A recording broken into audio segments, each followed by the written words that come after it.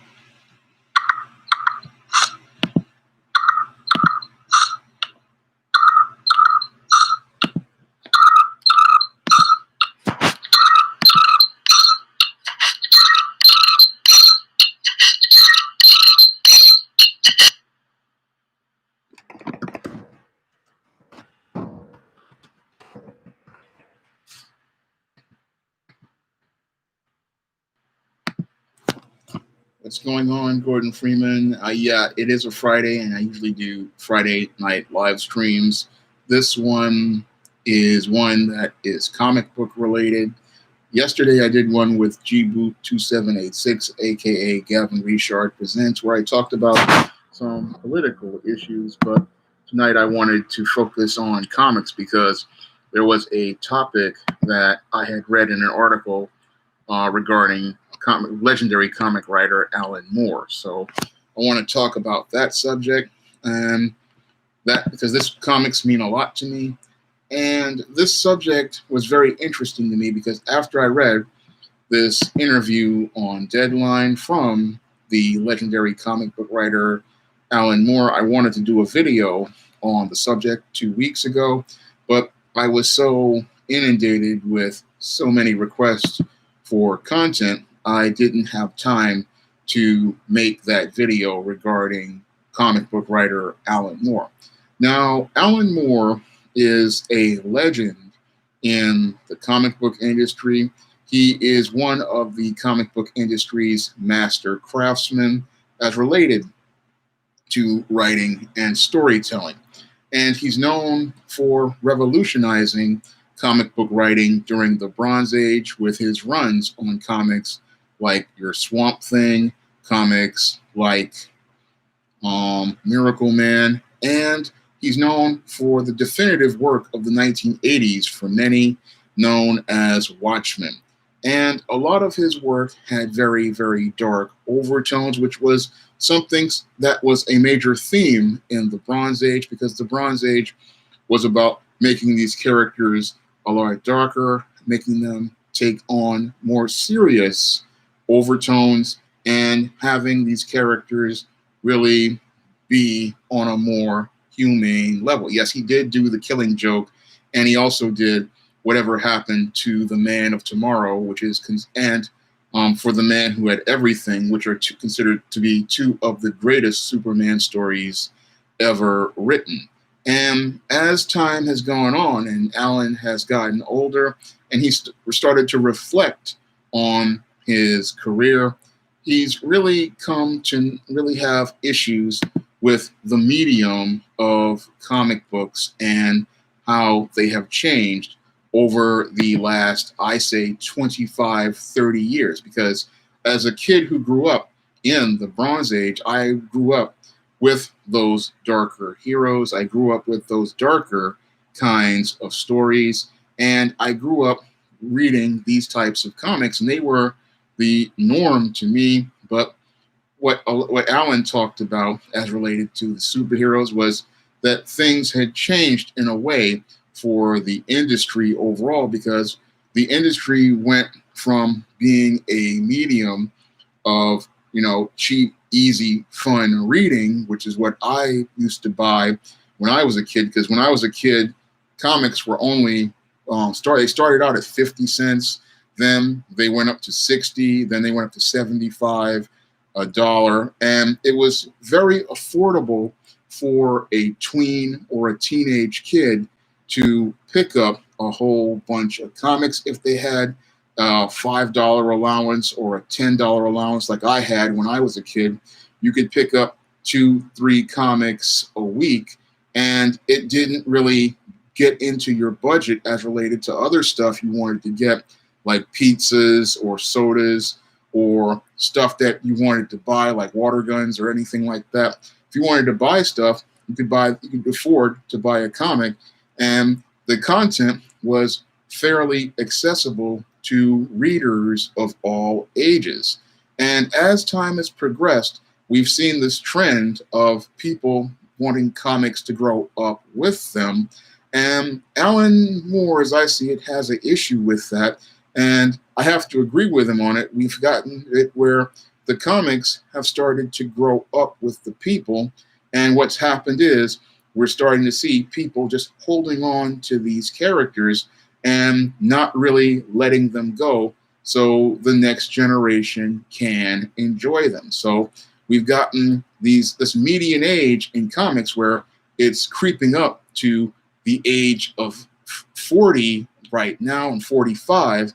And that's really the point where a business starts looking at a product and they start seeing the customer at 40 and 45, and they see the customer having one foot on a banana peel and the other in a grave. And that's really sad, because when I was a kid, the median age for a comic book reader in 1985, 86, 87, the median age was 13 years old. So we had the median age in 1987, when I was 13 years old, being 13, and now the median age in 2020 is 45. And that's not really a good median age for a product to be on. And it really shows how comics have grown up with Generation X, but they have not been passed down to that next generation. And the next generation really hasn't connected with comics the way my generation connected with them.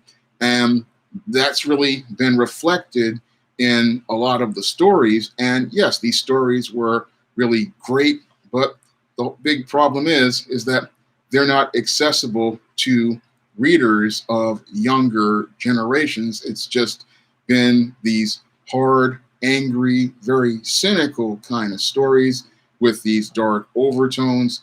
And we've been stuck in this, what I call, deconstruction vicious cycle that started in the 80s, where we have this sort of deconstructionist model that has gone on for, I see it, way too long. I mean, I remember reading a lot of these deconstructed characters back in the 80s. I remember when Tony Stark lost his fortune, Captain America was taken, Steve Rogers was taken away from the role of Captain America, Thor had all of these injuries. And yes, we got great stories like the Jim Rhodes Iron Man, we got John Walker's Captain America and the Captain, we got Thor in the armored suit, we got the Gray Hulk out of those deconstructed stories.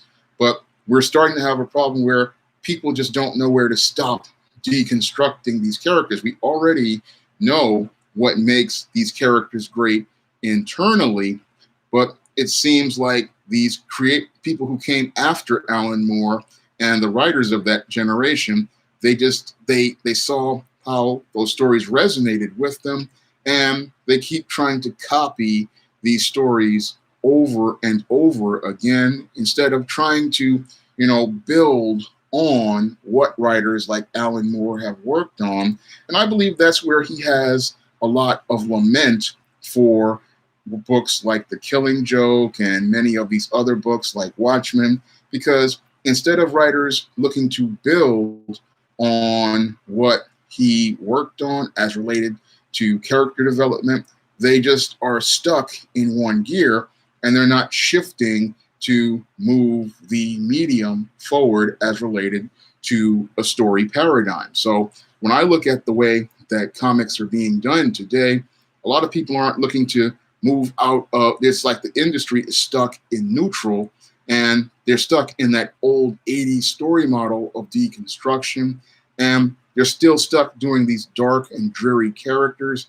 And it's time to really take that gear shifter, if you know how a stick shift works, and move it into another gear so that the whole industry can move forward. And that's one of the things that I believe Alan Moore laments, is that people just keep going out here trying to make the next Watchmen and the next Dark Knight Returns, instead of trying to go out here and further build on what he wrote. Because books like Watchmen, when you really read them, and I read Watchmen online, it was really a commentary on what superheroes should not be. I mean, the world that the Watchmen were in, that was a very dark and depraved place. And it was a place where there were no real heroes, and they really had evolved into villains. So instead of the heroes standing up for their principles, they had become these as unethical as the villains, and they had lost their way. And sadly, we're seeing that reflected in a lot of modern comics, where we're not really seeing the superhero being heroic, looking to do the right thing. And what they're doing now is really looking to make these compromises, and that's not really what heroes are all about. Heroes usually are about standing up for what is right, doing the right thing, and that's what a hero is supposed to be about. And it's supposed to be a character that is designed for younger readers so that they are inspired to be better, do better, and have an idea of what right and wrong is. And that was another, part of what Alan Moore was talking about, how comics were originally meant to be for kids. And I've heard this discussion as related to Star Wars as well. I mean, I remember reading something about Star Wars originally being something made for 12-year-old boys. And again, the Gen Xers, they seem to want to hold on to those characters and not let them, have their time in the medium that they were in. They want the characters to grow up with them. And that's how I believe we got that horrible trilogy. People wanted to bring those characters with them instead of letting Star Wars, the original trilogy, have its place in the canon, and then introduce brand new characters into the Star Wars universe. I mean, if I were doing a Star Wars trilogy, I wouldn't want to do anything with Luke, Leia, and Han. I would want to make it where their work and their sacrifices are appreciated and lauded. But we're going to start a story in another part of a long time ago in a galaxy far, far away. We're going to start it with new characters, and we're going to start it with a whole new saga not connected to any of the original characters or the original trilogy. Now, that would be risky for some people, but that's what I believe would have meant for a better Star Wars experience than what we got with that dreadful trilogy.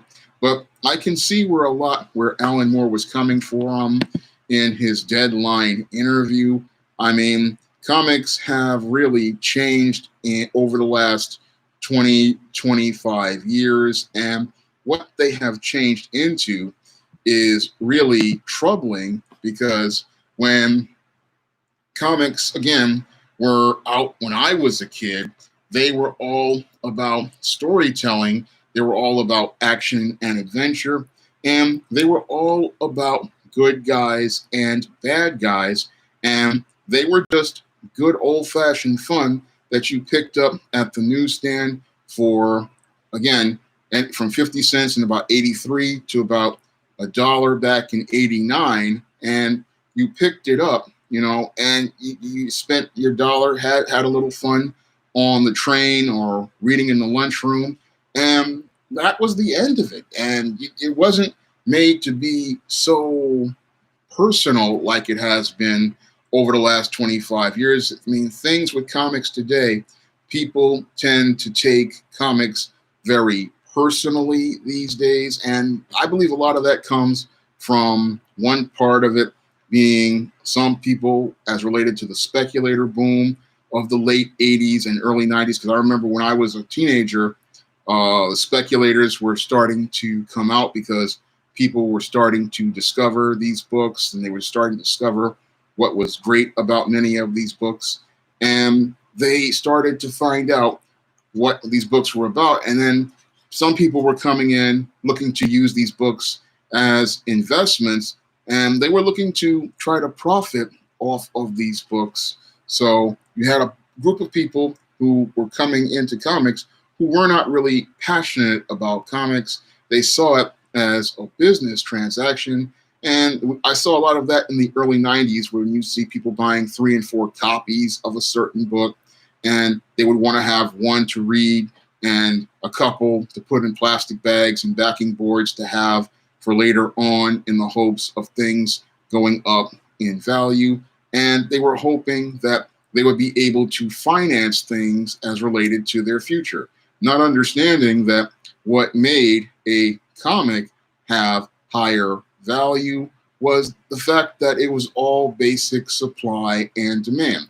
The reason why older comics had higher value was because the supply had been depleted due to kids throwing them away, parents throwing them away, and the fact that these books only came out once a month and they were not reprinted. So a lot of the older books, the only way to find them was in comic shops, and that was the only place to get the older back issues because there was a limited supply of them, but a larger and growing demand. Unfortunately, in the speculator market, they wanted to print books to meet the demand. And what happened was we started to get the industry headed towards the crash of starting in 1993. And that's where we started to see the industry start to go from its rise in the late 80s to the crash of the 1990s. What's going on, Burgess Meredith? Talking about what some of Alan Moore's thoughts from a Deadline article, and the question that he proposes, that are superheroes and superhero movies, infantilizing the culture. And I wanted to give people some perfunctory as related to superheroes and comics and Alan Moore's feelings regarding comics. What's going on, Ben Lutz, Rob IS, Computer Robots, Anthony Chobo. Great to see you here from Facebook. I haven't checked out HBO's Watchmen, but I don't have HBO. But I'm going to get back to the topic because this is one that means a lot to me. I mean, Alan Moore, again, is a legend in this industry, and his thoughts, again, they resonate with me because I have seen the industry change, and we've gone from, providing all ages entertainment for everyone to comics becoming very, very more and more insular. And it's hard for a new reader, even a veteran reader like myself, to get into a certain character these days. It's hard for readers to get into them because you have to know so much history and continuity. And it wasn't that way when comics were cheap, affordable, and easy to read. I mean, back in the day, you could pick up any book and just start reading the characters automatically. I mean, that was one of the guiding principles I learned reading Jim Shooter's blog. And it's one of those things that drives me when I write books like John Haynes, The Man with Nothing to Lose.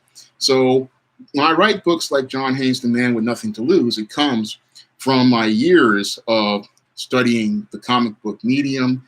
And I remember Jim Shooter saying something about every story being an entry point. And you want to be a good guide to your reader. You want your reader to be able to just pick up any book in a series and just start reading. And if they want to enjoy that one story, let them enjoy that one story. And if they want to learn more about that character, they will find their way. I mean, I myself, when I go out here and I design books, in the back matter, I show you the whole all appearances of a character like John Haynes. So all his appearances from the first to the second to his appearances in ISIS series books and in his own John Haynes series is easy for the reader to follow. And if you have a Google search, you can go out here and do that. But with today's comic book universe, it's usually targeted towards the older reader. and it's practically a nightmare to get into unless you practically have been following the history of this character for years. So and with all of the cancellations, reboots, and restarts, it makes it even that much harder for get in. And that's why so many kids, they really can't get into the comic books like I used to get into them back in the late 70s and the 80s, because today's adults who have been doing comics, they're trying to appeal to this older audience, and some of the stories are a little bit more too sophisticated for younger readers, and some of them have adult content that the younger you wouldn't want to show or expose younger readers to. I mean, I've read comics today that originally featured characters I grew up with, and back in my day, those books were PG-13 at best,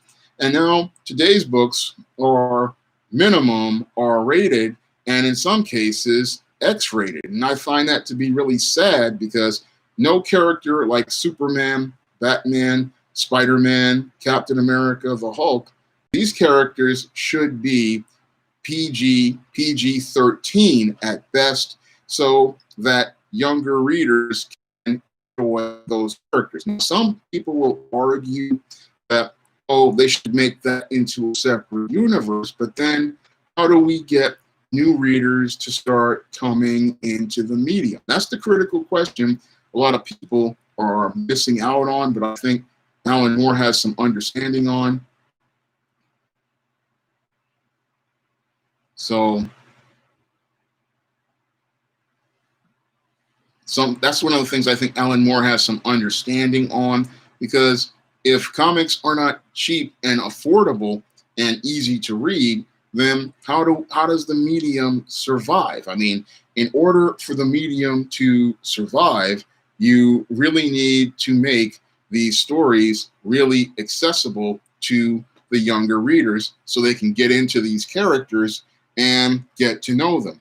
And one of the reasons why so many kids are switching to the MCU is because these characters were so inaccessible to them in the comics, and the continuity was just so confusing. So we've got kids whose first exposure to these characters is the MCU, and they only know the MCU version of that character, or the DC, expanded universe version of that character. So they only know those versions of the character, and we had an entire generation practically grow up with those versions of the character. And that's where I get into the question, are these superhero movies infantilizing people? Because there's this theory out that these superhero movies, Alan Moore's proposed that this has really done damage to the culture.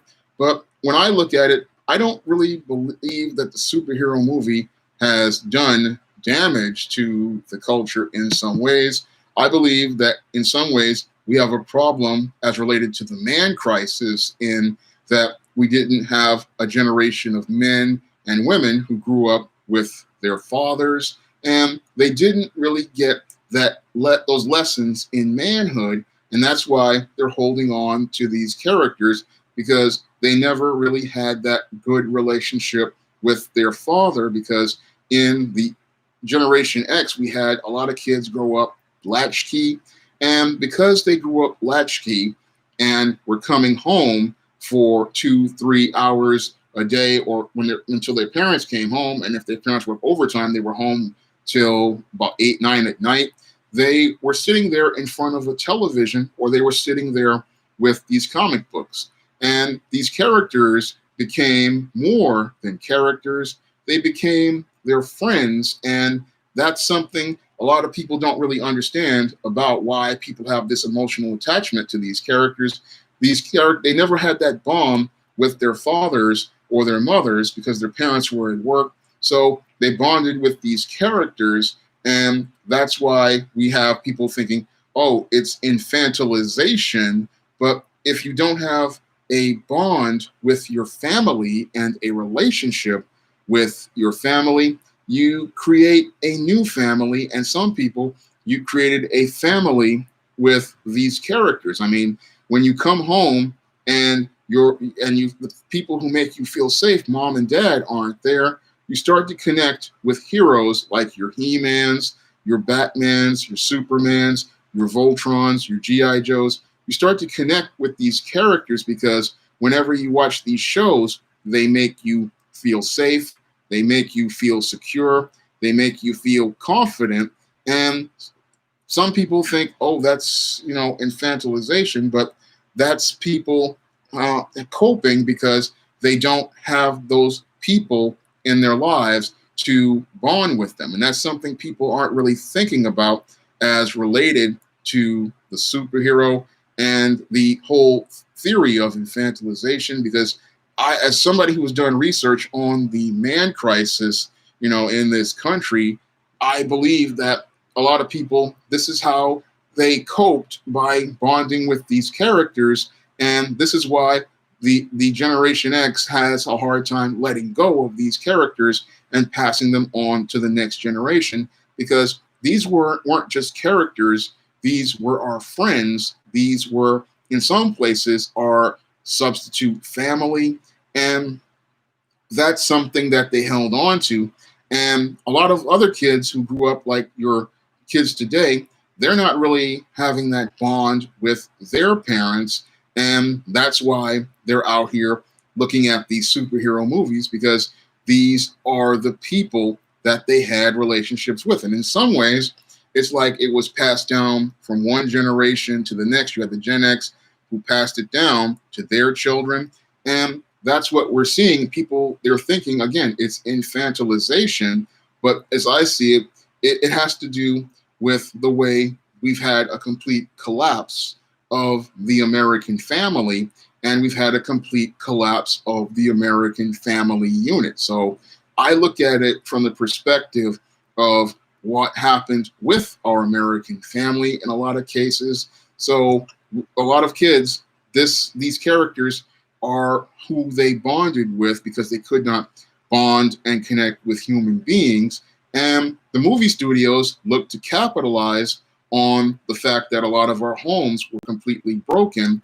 And now that's one of the main reasons why they make these superhero movies, is because we have really lost our connection to human beings. So they're looking to make the movies that are most profitable for them, but they don't really understand that the damage that is being done to the culture, the cult damage was done to the culture back in the 70s and the 80s, when we had mom leaving to go to work and dad going to work and nobody being there for the kids. And with nobody there for the kids but the television and the comic books, that's what led to the kids not being able to get the guidance that they needed in their most vulnerable years, which is adolescence and that preteen period where their body is changing, their life is changing, and they are growing and changing into different people.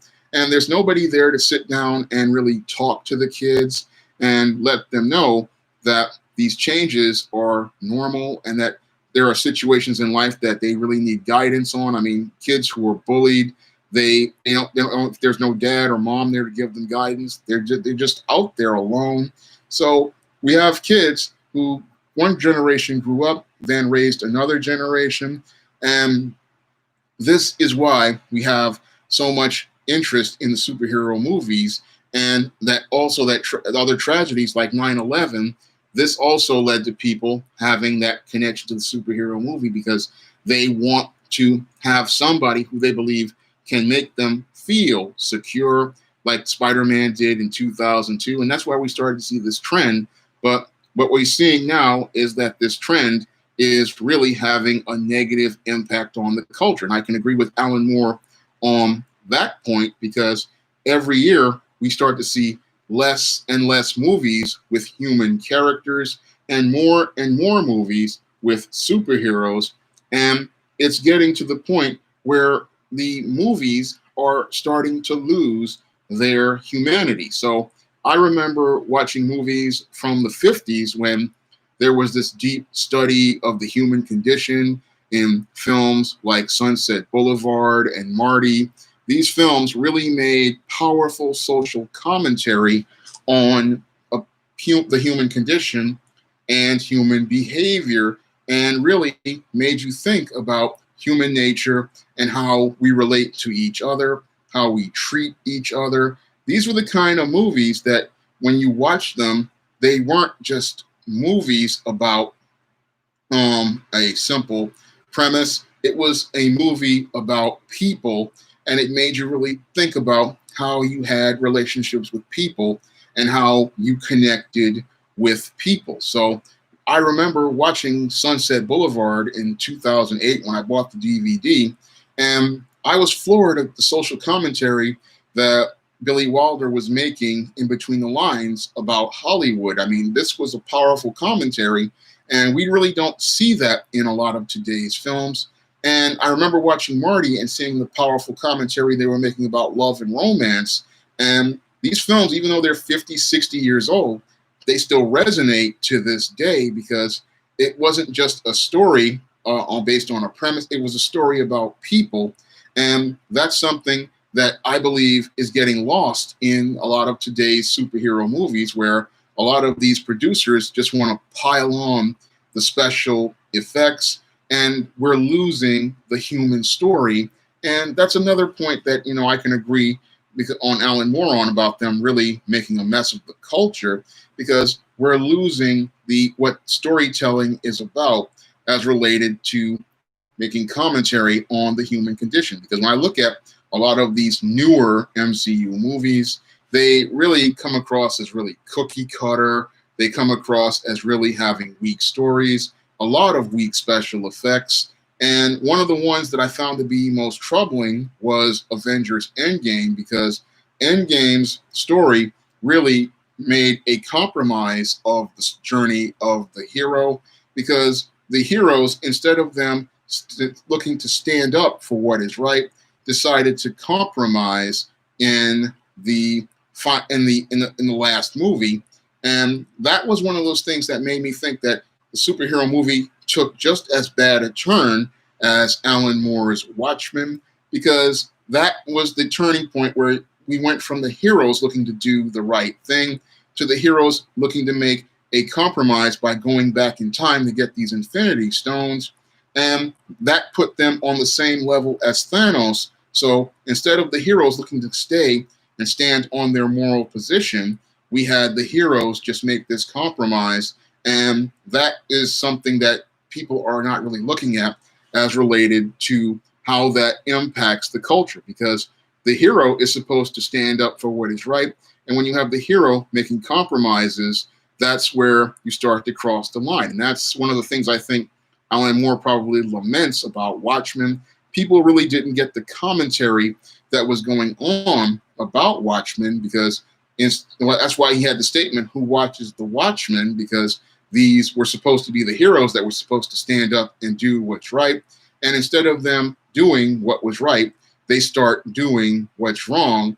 And there are different aspects of it, like Dr. Manhattan becoming so disconnected from humanity that he just becomes indifferent to it. Your Ozymandias so caught up in his need to do right that he starts to make this compromise in that leads to the deaths of people. And then you have your Rorschach, who is just, he's willing to just do whatever to make what the ends justify the means. Then you have Night Owl and Silk Spectre, and all of them, they're not on the about being heroes anymore. And it feels like they're villains when you really start to read the story. And that flew over the heads of a lot of people who bought into the deconstructed superhero story model. They really didn't see how this story was about what happens when the hero makes the compromise and winds up on this road to becoming just as bad as the villains they went to fight against. So that's something that I believe people, when they look at that story and they see it as this, great story, they miss that point as related to Watchmen.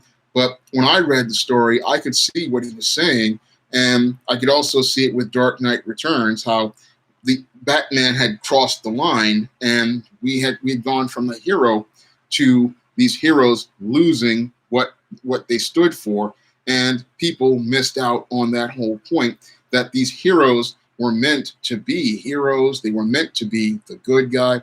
They were meant to stand to do the right thing, and we wound up losing that with these stories. As an aspiring filmmaker, Holly, what Marvel Studios has done, translating the characters to the big screen, has been quite impressive, because they doing it on, well, it hasn't, they have done it on a level, but the whole thing is the story is starting to get lost. And that's my problem with Marvel, is the story is starting to get lost. And that happens when you start to become disconnected and distant from your product. And that's one of the things that's happened with the comic book industry as it got more and more successful. It has gotten disconnected from going out here and making products for younger readers, and it's looking to serve the older readers. Unfortunately, what has wound up happening is the younger readers are now going into manga. They're finding characters overseas, but they're not finding characters here. Logan, I haven't seen Logan yet, but I've heard good things about it. Ben Lutz, I want to take a look at it. I didn't like that either, Bot Boy VS. I didn't like it when they put the movie costumes in the comics. I just feel the comics need to be what they are, and they don't need to change it. DJB side 1965. Yeah, I love Marty. It's just a great story. I mean, it was one of the great movies of the 1950s. I mean, if you can see Marty, and it's on Tubi right now for free, it is a masterpiece of a film, and it is one of the greatest films of all time, as I see it. It's like one of the greatest films of the 20th century is Marty. It's a great human story. I really love that film, because it just shows you how it's about love can be found by anyone, and it's a great romance. So Patrick says the storytelling and the virtue of the hero has been destroyed, and people, they want to be superstars. They want to be the next Alan Moore. But as I see it, I don't want to be the next Alan Moore as a writer. I want people to see Sean James, and I want them to see the Sean James story model, the Sean James story approach, the Sean James style. And I don't want to be another Alan Moore making deconstructed characters and characters who are miserable all the time. I mean, I want to do stories. If I did comics, and I'm working on I'm going to have my first comic inside of Eastine Blast from the Past. So I want to go out here and do, fun stories, action-packed stories like I grew up with, like what I'm going to do with the No Good Deed comic.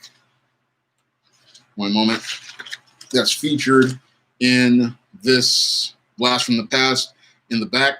I want to do, old-fashioned, fun comics that with, yes, you heroes are going through the hero's journey, but you're still getting a laugh, and you're still getting things as related to fun, action, and adventure. You're getting a great escape, and you're getting a break from your life. I mean, why should I spend $3-4 for a comic where I'm going to be miserable when I could go out here and buy a story and get what I'm looking for? Because a lot of people, they're having a hard day at work, they're having a hard day on a job, and when they go out here and they look to buy a comic like I did when I was in high school and I was being bullied, I was looking for comics to, give me some fun action and adventure, back in the day. And that's what I want to give readers today. So if you want to pick up Eastine Blast from the Past, you can pick that book up on Amazon.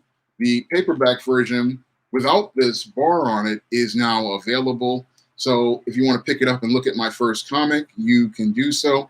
I'm hoping to eventually feature this very same story in the back of an ISIS graphic novel, and I'm going to be working towards that. Or I might even think about, doing a John Haynes comic sooner rather than later. But I look at what Alan Moore was talking about, and again, I can agree with a lot of it because I look at comics today and they aren't fun anymore. And it's like I would read some comics online. It's like everything is just so cynical. Everything is just so angry. Everybody's, again, trying to be the next dark, angry character out here. And that's not going to work on a generation that grew up with MCU movies where they're seeing jokes all the time. They grew up with Monster High before that. And everybody's trying to be Alan Moore in an era where we don't need Alan Moore, people to be Alan Moore. Alan Moore was great in the 1980s, but in the 21st century, we need a different story model. We need a different story approach, and we need a completely different model for storytelling. And a lot of people in the comic book industry, they're still stuck in the 1980s, and they don't want to come out of the 1980s. And some don't want to come out of the 90s, but we have to come out of those eras and really start to make stories that resonate with these newer generations and really start to connect them with what's great about the comic book medium. Aaron Blaylock, I don't know about The Boys. I read a couple of issues online. I did not really like The Boys. It's another one of those angry, we hate superheroes, superheroes are horrible people type stories, and I really wasn't into it, and we have to beat up the superheroes.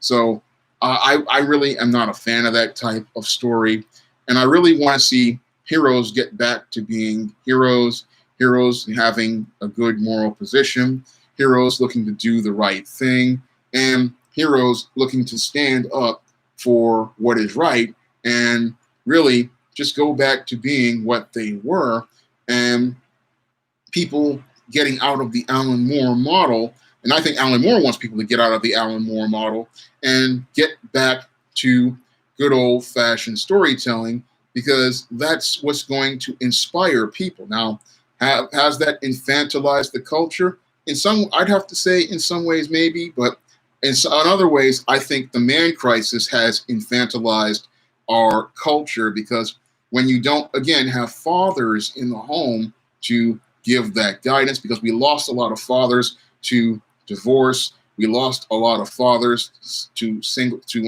kids being born out of wedlock, we lost a lot of fathers sometimes due to them passing on tragically, and without that man there to give the children guidance, and sometimes we lost men because they were emotionally distant, because they didn't learn how to connect with their children at home, even if they weren't at home. And that's really what's causing a lot of this, because people get stuck in arrested development and they don't want to let go of certain things and grow into adulthood because they didn't have an adult there to give them guidance to become that man or that woman. And I'm thinking that's one of the reasons why you have this infantilization. And a lot of it also has to do with a lot of kids being spoiled due to their parents overcompensating by giving them stuff instead of helping develop their character. I mean, when you have good parents, they develop your character by making you do things like take on small responsibilities, like taking out the trash, cleaning up the house, cleaning up your room, taking care of your toys.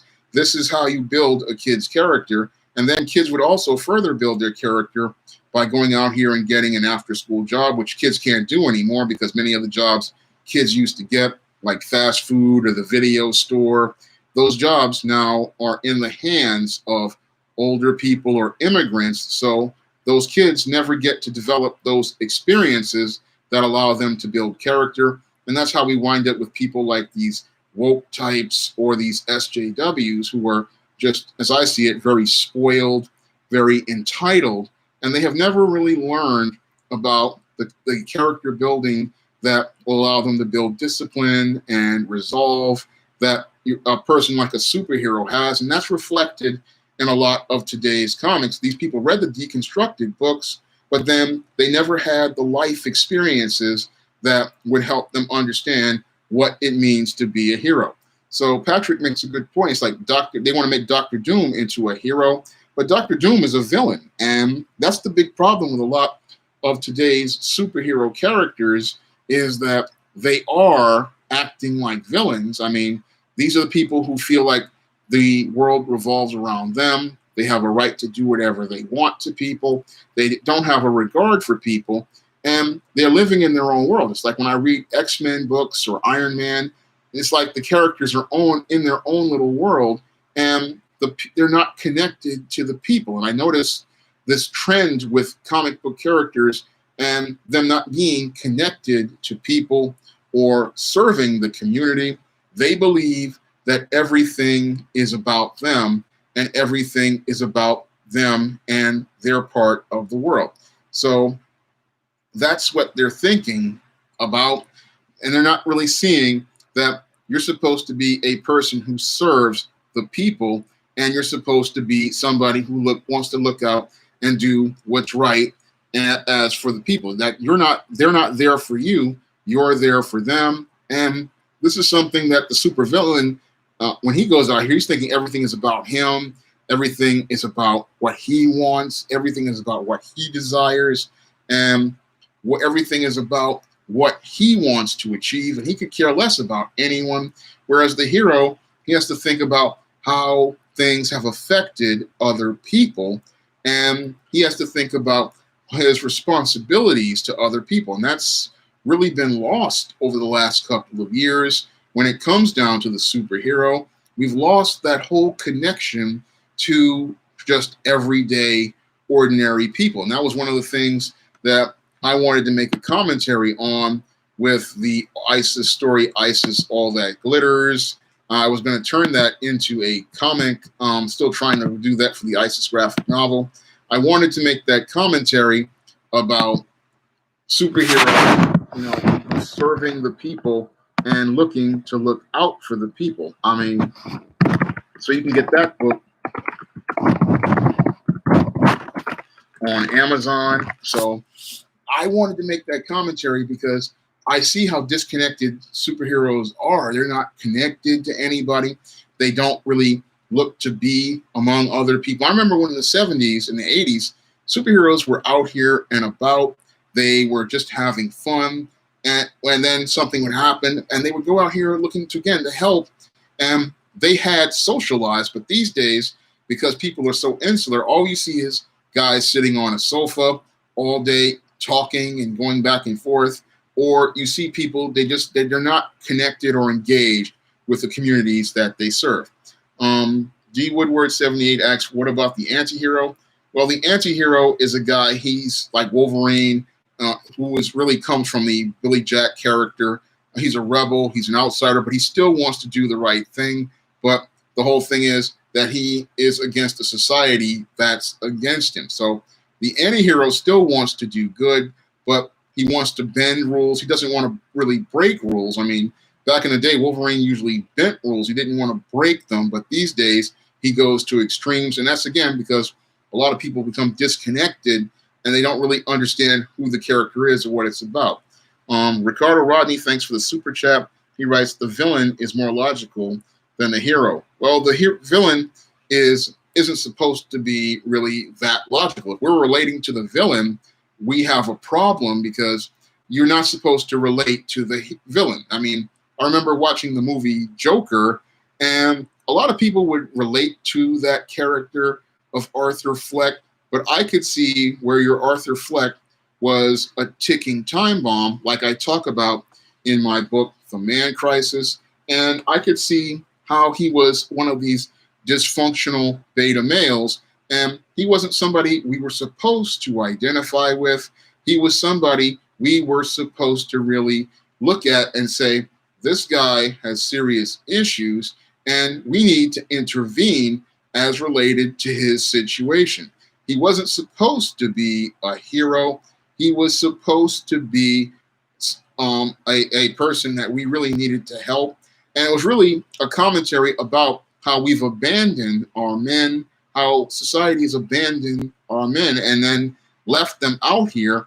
And when you're again identifying with the bad guy, it's not a good thing because it's not you're not seeing why this guy is wrong and why his approach is wrong. I mean, this guy is willing to do harm to others and do harm and looking to just do things by any means necessary. And you have to think about the consequences as related to that. I mean, there are physical consequences, psychological consequences, and these are things people have to think about when they're writing a story.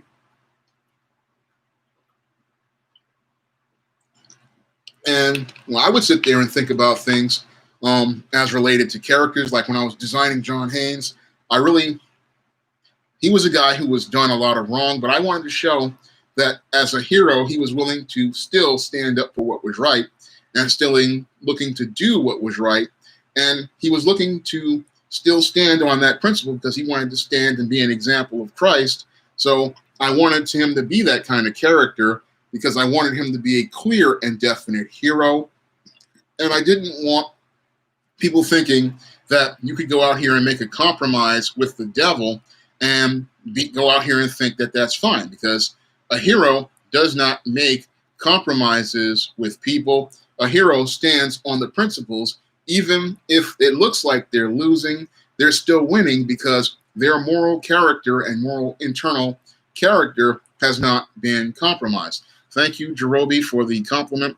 I try to make my videos where they're informative so people can learn. That's what I try to do with this content. And I really try. Thank you again for the compliment. Yeah, Aaron, yeah, some people incels did identify and glorify the Joker, but that's because they identify with him. And they didn't really understand that this guy was a guy who desperately needed help. I mean, this is something that people didn't really see with the Joker character in Joker, that he really needed help. And he was somebody who really, had he gotten the help that he needed from the mental health industry, but they were making a commentary about how these mental health people were mentally ill, were abandoned, and how they made this into this guy, Arthur Fleck, became a time bomb who eventually exploded because he had no father to give him guidance, and his mother was just in a codependent relationship with him, and he was not really all there because he didn't have that support and guidance that he needed. So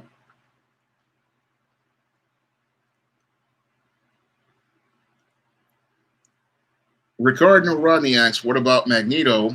He lost his daughter trying to live a normal life away from people who hate him, but still terrorize him. But his methods are not justifiable. I mean, yes, we understand his tragedy, but his choice to do harm to others makes him just as bad as the people who did him wrong. So how can he go? You can't relate to him as a hero. You understand where he's coming from, but you understand that his methods are just completely wrong. And you can't go out here looking to do harm to others who have not done any harm to you. I mean, that's always been the issue with Magneto, is that he believes the ends justify the means.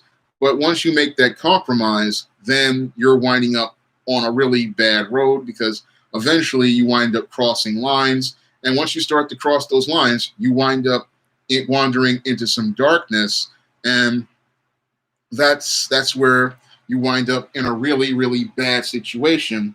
And that's one of the things I explore in my new novel, Eternal Night, with the Lilith Graves character, who is in this darkness. And she finds out that you really cannot take good and evil for granted. And you can wind up on that dark road really completely lost. Now, Eternal Night is now available in paperback. It's coming to Kindle this Halloween.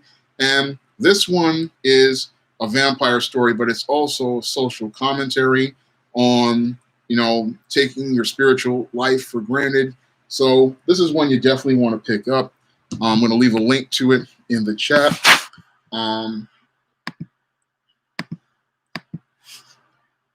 It's my newest book, so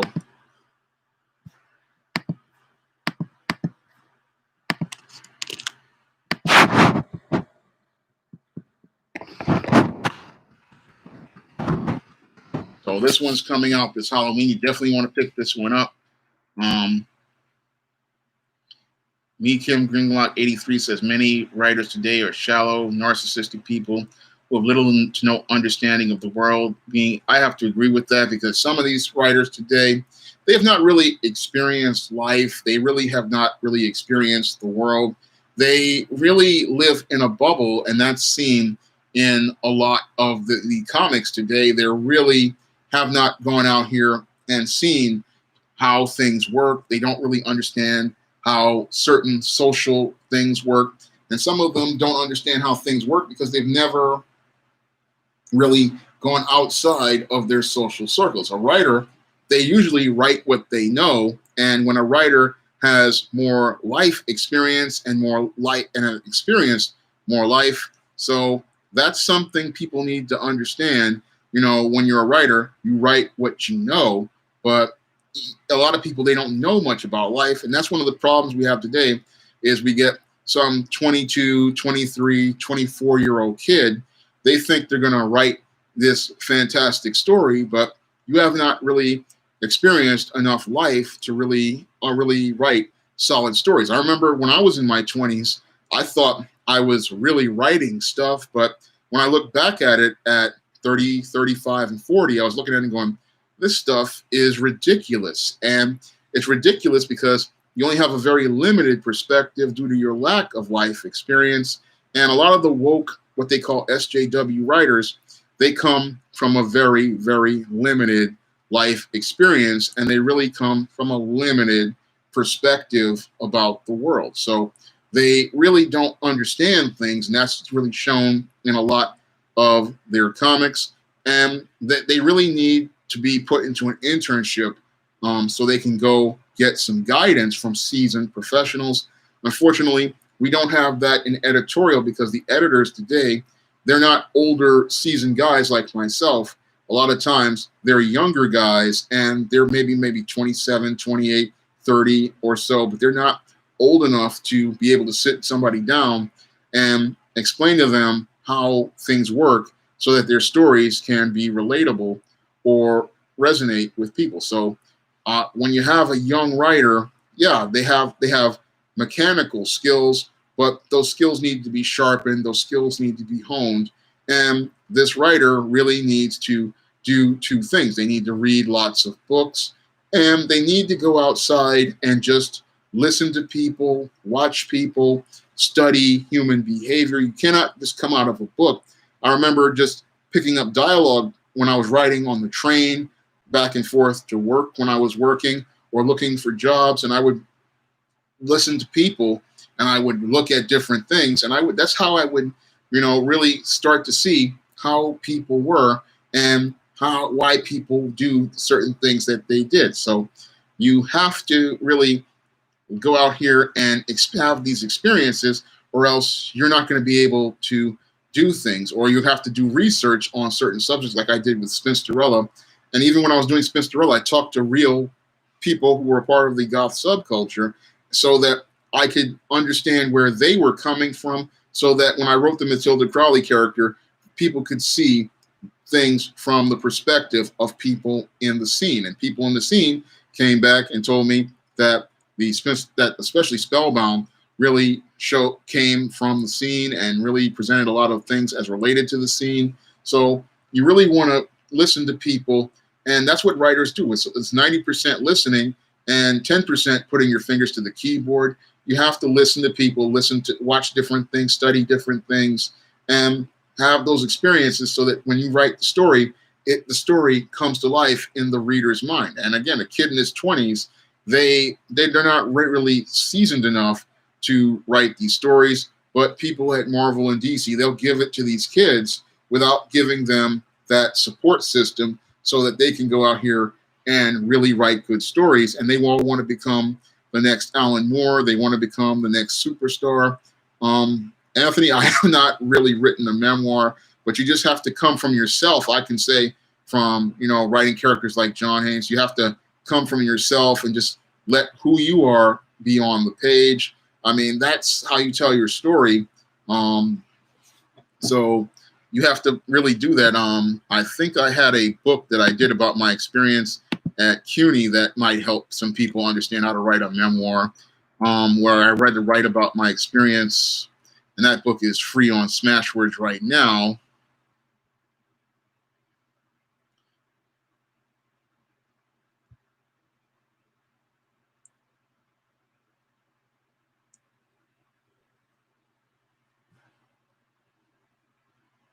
So I'm looking for it right now. Oh, here it is.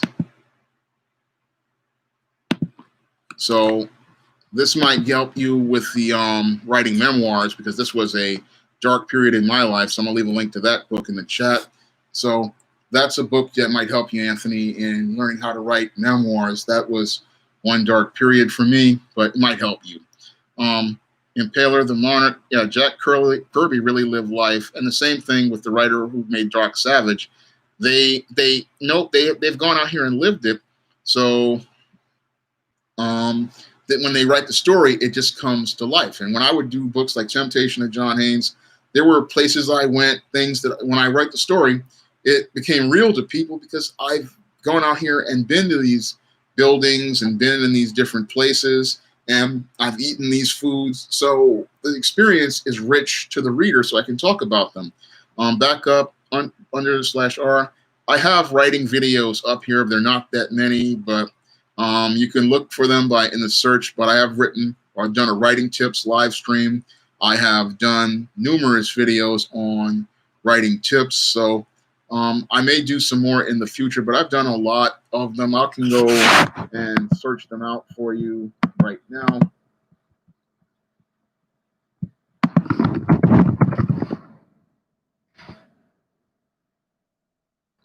So there's a couple here.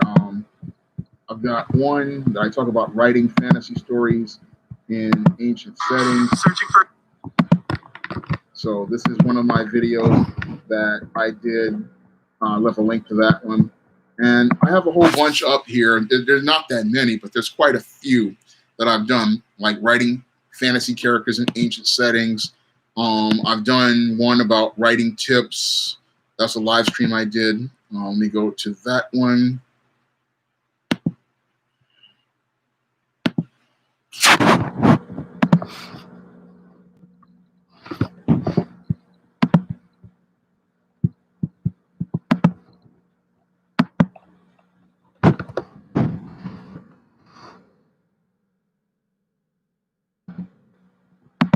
But there's quite a few up here, and they are all they're all up here. And I use them. I do them all the time, and I try to give people, guidance on writing and writing tips, because when in storytelling, you can have a lot of fun with things, but the whole thing is that you have to understand how things work, and having life experience is one thing. Understanding the technical rules of writing is another thing, and you have to learn how to develop these skills. And everybody has to understand the first story is not going to be great, but eventually you start to learn how to make all of those story elements work. And eventually you start winding up making some really solid stories, and you start making stories that the readers start to connect with and start to resonate with. So that's one of the things that's been fun for me, is always creating lots of fun and different characters and having fun. And the whole thing is that in today's comic market, you don't really see people really having that much fun these days. You don't really see people having that real passion for the craft like people had many years ago. I mean, the woke types are so busy being angry out here, and these guys are just so busy being angry because I think they are dealing with issues as related to their parents, and that's coming across on the page. And them also looking to make these dark, cynical characters as related to their experiences. So there's a lot of anger there, and it's really, really making it where comics. Marcellus Prime asks, why in my ISIS books do I shift the storytelling points between the views of the characters? Well, I do that so that the reader can see the story from an objective perspective, because when you see the story from one character's perspective, you really don't get to see all of the action going on. So when you see one character's narrative and then another character's narrative, it's like you're standing in the room and seeing the action going on. And it allows you to create your own observations regarding what's going on in the story. And it allows you to connect with the characters because you're in the room with them, you're seeing what's going on, and you are immersed into the environment with these characters and watching the story go on. So I use this approach so that you can have a real objective view of the story, and you can draw your own observations and make your own conclusions about what goes on. And it's not like one narrator's just telling you what's going on, or a third person is telling you what's going on. You are in that room with these characters. You are watching the action go on right in front of you, and you can look at that action, draw your own conclusions about it, and think about things as related to the nuances in the story. So it takes you into the environment, and it's a completely immersive experience. That's one of the things I try to do in most of my fiction, is take you in there so that you're practically, it's like you're standing right there and you're a witness to the action. So it can open up your imagination. You're like, I feel like I'm there. And I've had people say, I feel like I'm there in some cases, and other people say it's just like a movie to them.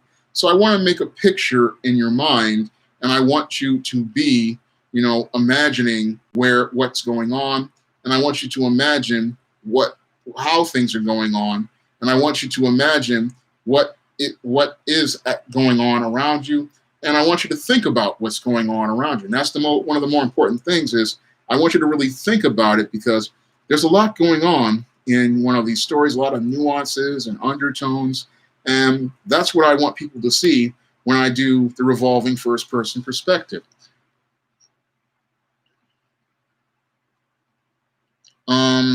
Impaler the Monarch asks, if I had the chance to write DC or Marvel comic heroes and team books, who would I love to write or salvage, and why? Well, I wrote a proposal for Wonder Woman a while back because I wanted to rebuild that character. I thought there was things I wanted to do with that character. I also would have loved to do something with Justice League or Teen Titans, because I see a great, nice story similar to Cadmus' arc in my head, and I can't write it because I don't have a license for those characters. So there are characters at DC and Marvel I want to write. I would definitely want to write Iron Man, because Iron Man's been a character that means a lot to me as a kid, and I really like the Tony Stark character, and I really would love to help take that character back to a level of greatness like David Michelini and then Len Kamenitsky and Kevin Hopgood brought the character back to. And I would also like to write Batman, Robin. I definitely would love to write Nightwing, because I see a lot of potential with Dick Grayson.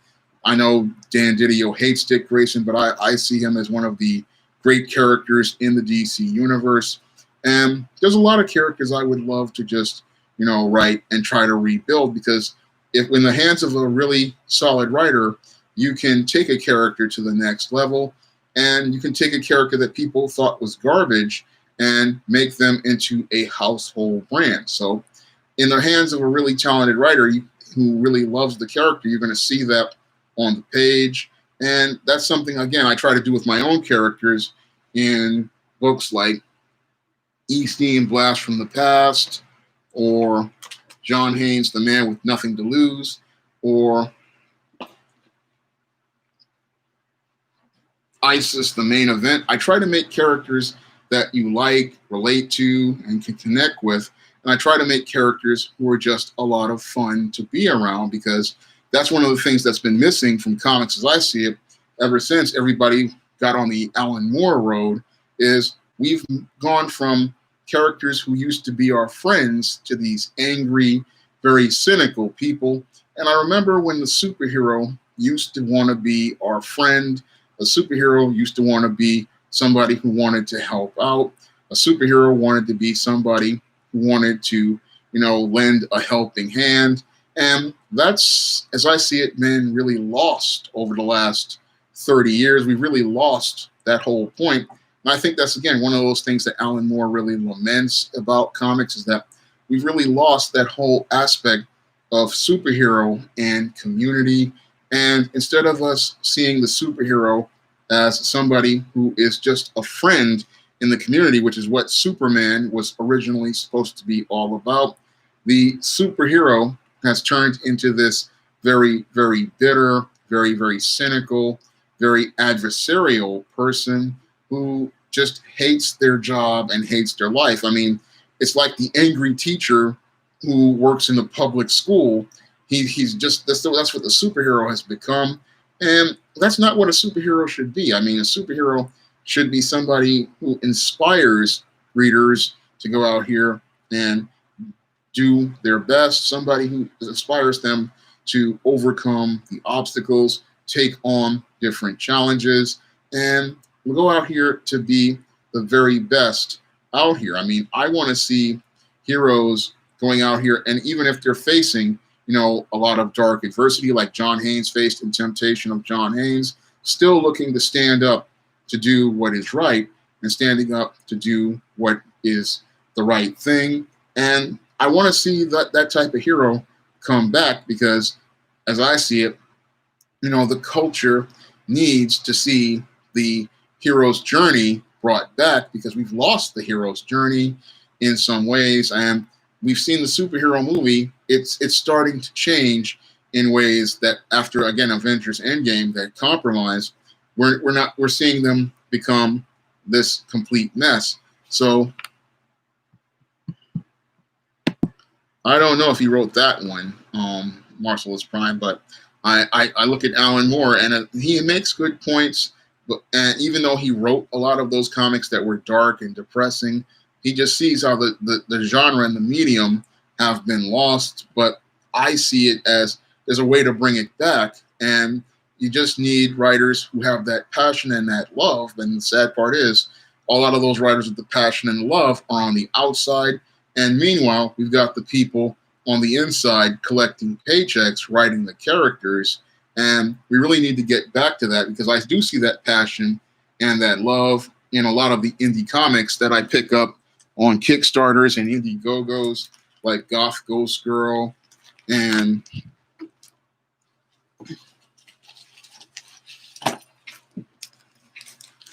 She Return of the Warrior. So I see that heart and that passion in a lot of the indie comics, but I don't see it in a lot of the mainstream comics. Me, Grimlock 83, I do believe we'll see a great black villain on that level, but the writer has to have the courage to do that. I mean, I've written some great black villains like the Cyber Goddess and the Block from John Haynes, The Man with Nothing to Lose, and God Cassius from Man Who Rules the World. I've written a lot of black villains, but a lot of writers are afraid to write black villains because they're afraid they'll be labeled racist. But the whole thing is, if you have a black character and they're serving a black community, you're going to run into black bad guys. That's just something that's just a part of life. And it's not something that's racist. It's something that is. So you have to understand that if you have a black character, you have to write great villains. So I've written a couple that people have resonated with people, like the Cyber Goddess from Isis Wrath of the Cyber Goddess, the Block from John Haynes, The Man with Nothing to Lose, God Cassius from The Man Who Rules the World, and Lucifer from The Temptation of John Haynes. So for me, writing black villains isn't a problem. It's just something that comes with the territory, because most black people, whenever they run into somebody who's looking to cause them trouble, it's usually another black person, not some evil white man. And any good writer is going to put that in the story and make it about the content of the character and not really too much about the color of their skin. So me, Grimlock 83, a writer has to have the courage to go out here and write that type of character and not worry about it. So that's what I try to do. I just write the character and let the character stand out. And that's not what we're seeing in a lot of comics today. And yeah, Elijah, Tom King messed up Batman because he wanted to do this deconstruction model, and he made a complete mess of him. And he messes up every character. I mean, what he did with Mr. Terrific about a week ago was completely egregious. And Tom King is just not a very good writer. And his life experience really doesn't, it shows in his stories. He really does not have enough life experience to really write good characters. And it shows in a lot of his books. And Bendis, he just doesn't really want to study the canon to be able to make it fit organically.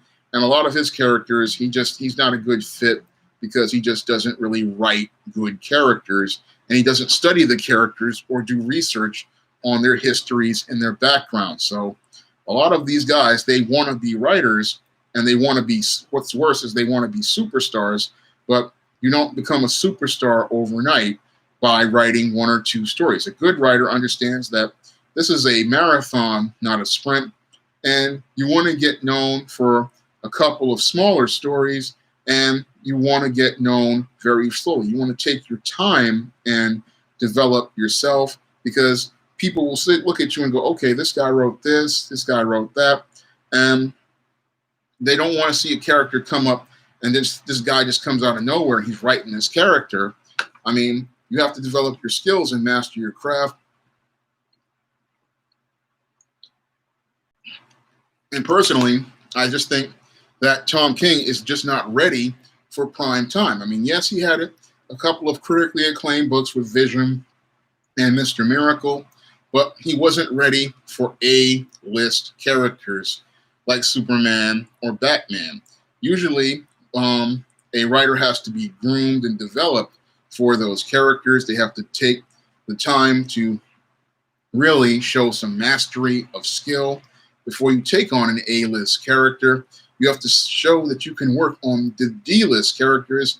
And Editorial, as I see it, really pushed him too fast, and he just was not ready for prime time. Usually, when it comes down to a A-list writer, they usually have shown that, one, they have a good grasp of the characters and the material, and two, they have a sales record where they can show a record for bringing that book's sales up. So you really have to go out here and build yourself up. But Tom King was just pushed too far, too fast. That was something Perch was talking about in one of his videos about, elevating a lot of these talents too soon. And you can't really just elevate these guys. You have to take time to really to let this guy let him sharpen his skills on a couple of lower level characters before you hand him top level characters, or even allow him to navigate an event. Who would I rate as a top black villain, Jerobi? Well, there's Black Manta, who's a top villain. Killmonger now is a top villain. I mean, before he was a jobber, but now he's tops because of Black Panther. I did like the way Cottonmouth was presented in Luke Cage, but he was a D-lister. But sadly, there aren't that many top villains in Marvel or DC these days. But in SJS Direct, there are a lot of top villains I see, like Lucifer and God Cassius, the Block, and the Cyber. Those I see as top black villains. But we need more creators to come out here and make them. I mean, Ebon from Static Shock was a top black villain, but he never really. He was only on the. I think, was he in the comics? I think he was, but I didn't read him. But Ebon could have been a next level.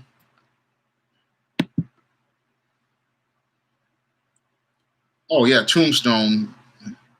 But people don't know about that. Oh yeah, Tombstone. He's underrated. He could be used more, but they don't use him as much. But there are a lot of good black villains out there. I mean, there's Calypso, and there's who else is out there? Necra.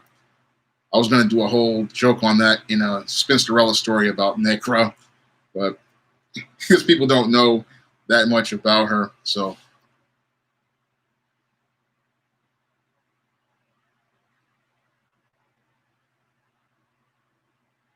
Yeah, but there are a lot of great black villains out there, but a lot of writers don't. They're too afraid to do it because they'll be afraid of being labeled racist. But I'm not. I'm a black writer, and I write black villains, and I don't see black villains as racist. I see them as an organic part of the story.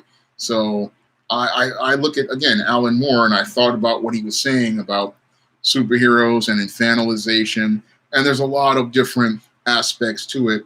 You know, the culture has been impacted by the man crisis, and I don't think Alan Moore knows too much about the man crisis and the way we've had the family just completely just change over the last 50 years. And that's being reflected in a lot of our art and our literature. And people want that comfort, they want that escape. But the whole thing is, we're not really getting those powerful art pieces because a lot of Hollywood movie studios want to make the fast dollars, and the fastest dollars are made by these big budget superhero movies. But the thing that makes a culture are those small independent movies, because back in the 60s and the 70s, a lot of the greatest films that were made with small budgets. And during the 80s, a lot of the great movies we grew up with, they were made with tiny budgets. They weren't made with big budgets. And those were the kind of movies that practically defined a generation. And we're not getting those kind of films because Hollywood is afraid of risk. Hollywood is afraid of failure. Hollywood is like it was back in the 60s. It is just stuck in one gear, and people want those type of small independent films. And those are the films that guys like Michael Eisner used to make, like Pretty Woman, Clueless. These were the films. Reality Bites. Those are the 90s ones. There were 80s ones too, and these were the films that practically defined the generation because they were human stories. And we really need to get back to the human stories. And yeah, there's a place for superheroes out there, and people are going to watch superhero movies, but we need more human stories because we need to take that look at ourselves, take a look at our lives, and that's really what's missing from art and literature these days, because a lot of your Hollywood executives, they're stuck in the past. They're afraid to move forward in the future, and they're afraid to take that look at the world around them and make a commentary on that world. And that's the same thing with comics. A lot of these writers, they don't have enough experience to make that commentary on that world. And we really need to get back to making those kind of stories and, get the superhero back to being heroic, get the hero back on the hero's journey, get the hero back to the human condition, and get the hero back to just being a good, ordinary guy who wants to do extraordinary things. And Impaler the Monarch makes a good point. Creepy people can't write heroes. I mean, the woke types, a lot of them, they don't know what being a hero is. They don't know what that is because they've never experienced it. And they don't know a hero is somebody who's willing to do the right thing, and they're willing to sacrifice to do the right thing because their morals and principles are important to them. And they don't really get those whole points about what a hero is. They don't understand these concepts. Elite DX, just send me an email to. I'll be glad to interview with you. Just send me an email to.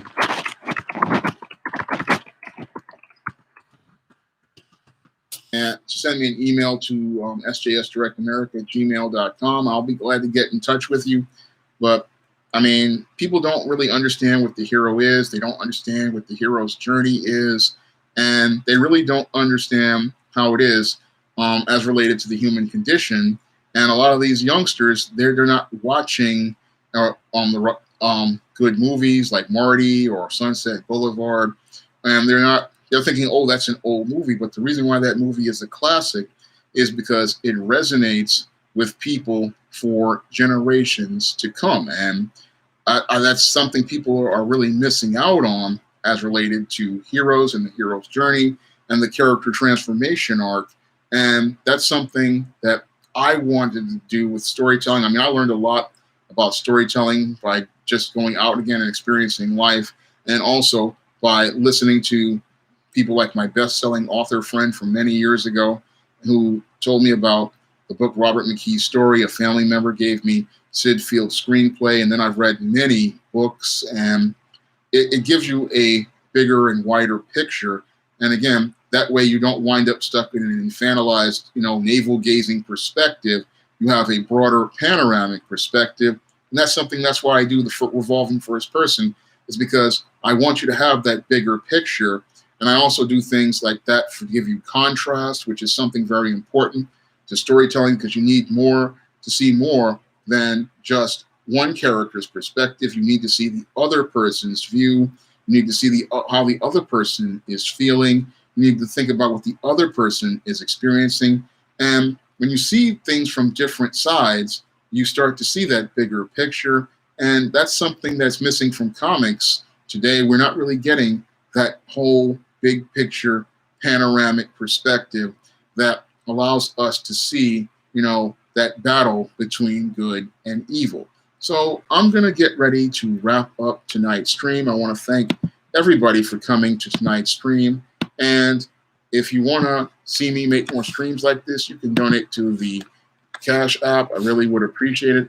Or you can donate to the Patreon, and all those funds are used to help me go out here and pay for more pages for stuff like the upcoming Easteen No Good Deed story and other pages that are going to be featured in the ISIS graphic novel. I'm hoping to get enough pages to start an Indiegogo or a Kickstarter soon. So that's something I'm trying to do, because I've been trying to make this ISIS graphic novel happen ever since about 2018 or so.